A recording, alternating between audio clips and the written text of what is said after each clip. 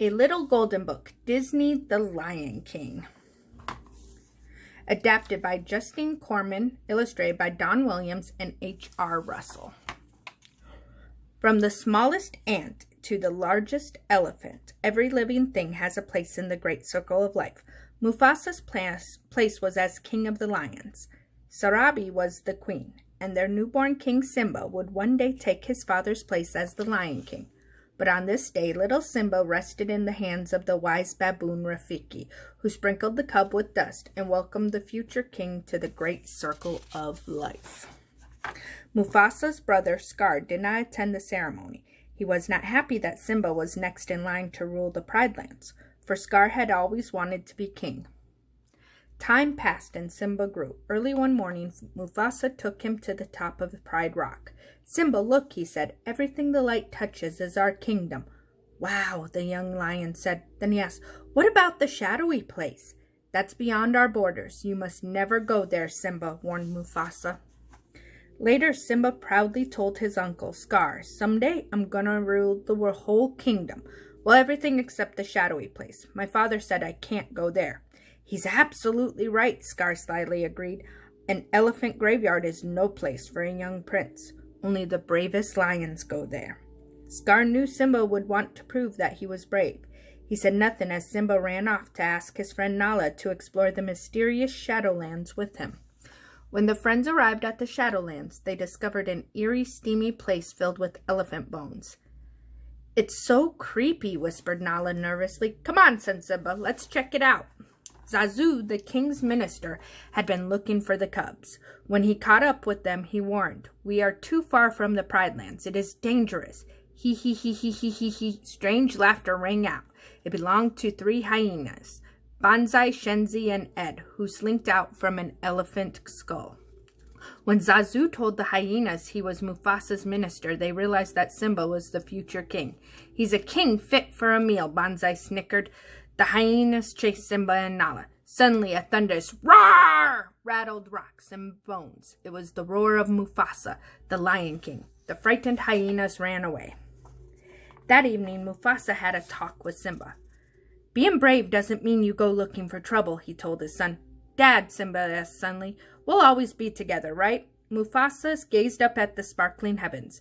"The great kings of the past looked down on us from those stars," he said. "Whenever you feel alone, remember that those kings will always be there to guide you, and so will I."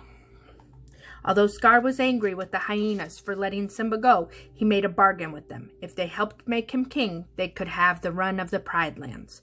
So Scar brought Simba to a vast gorge and promised the cub a wonderful surprise if he would just wait on a certain rock. Scar then signaled to the hyenas. The surprise turned out to be a stampeding herd of wildebeest, with the hyenas urging the herd on.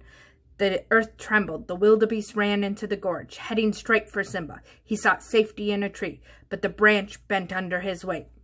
Just before Simba would have fallen beneath the pounding hooves, Mufasa grabbed him and carried him to a rocky ledge. Then through the thick, swirling dust, Simba saw his father disappear under the thundering herd.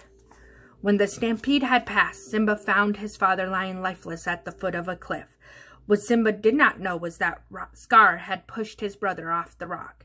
"If it weren't for you, the king would still be alive," lied Scar, appearing at Simba's side. "He tried to save me," said the cub, sobbing. "It was an accident." "Run away, Simba," Scar advised. "Run away and never return." Scar watched as Simba ran away. Then he sent his hyenas to kill the cub. But when the hyenas reached a thorny thicket, they stopped. "He'll never survive in the desert," they reasoned, and so they returned to Pride Rock and their new king, Scar. Under the burning desert sun, Simba surely would have died if it had not been for 2 curious creatures, Timon the meerkat and Pumbaa the warthog. Timon and Pumbaa felt sorry for the cub. They took him to their jungle home and taught him how to live by Timon's philosophy, Hakuna Matata, which meant no worries. They also taught the cub to eat insects. Simba tried to put the past behind him, but one clear night the stars reminded him of the old kings and his father, Mufasa. Then one day a lioness chased Pumbaa. Simba rushed to protect his friend. "Nala!" he cried. "Simba?" the lioness said. "I thought you were dead." The friends embraced. Then Nala told Simba that under cruel King Scar, the Pride Lands had become barren and the animals were starving. Hyenas were everywhere. But Simba refused to go back and take his place as the Lion King. He did not feel worthy. That night, wise old Rafiki found Simba alone. He led Simba to a small pool.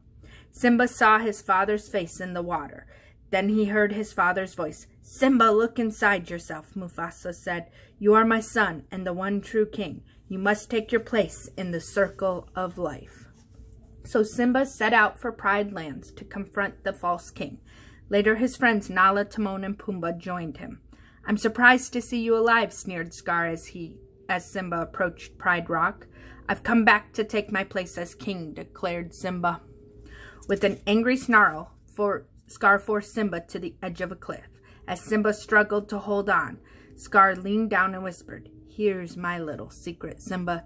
You didn't kill your father. I did."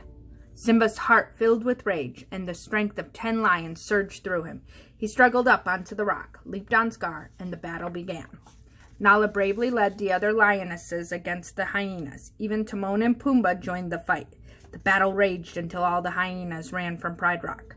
Simba chased Scar to the top of Pride Rock and cornered him. Scar whimpered, "No, please, have pity on me." "Run away, Scar," said Simba. "Run away and never return."